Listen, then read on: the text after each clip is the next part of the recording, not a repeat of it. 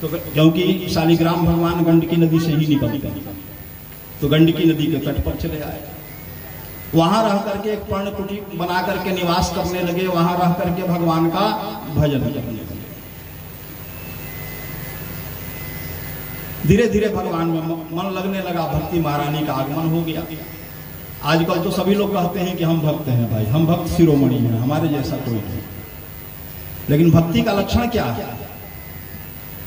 कब ज्ञान होगा कि भक्ति महारानी की हमारे ऊपर कृपा हो गई, भक्ति महारानी का आगमन हो गया? स्थिति है, चैतन्य महाप्रभु कहते हैं, नयन गलदश्रोधारया बदन गद गद रुद्धया गिरा पुलकैर निचित वपुः कदा तब नाम गृहणे भविष्यति।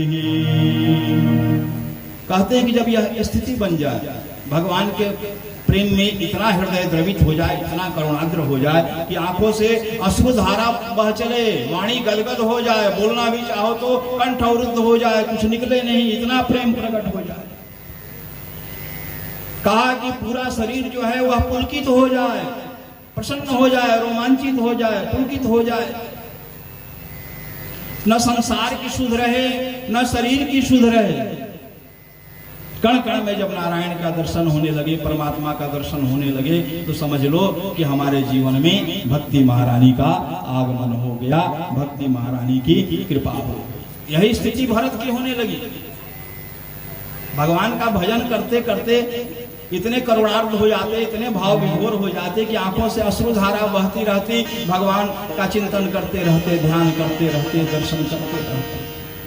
देखो सूरदास बाबा का भी एक बड़ा सुंदर पद है जी, जो सुख होत गोपाल ही गाए, जो सुख होत गोपाल ही गाए, जो सुख होत गोपाल ही गाए, जो सुख होत गोपाल ही गाए, सो नहीं होत किए जप तप के, सो नहीं हो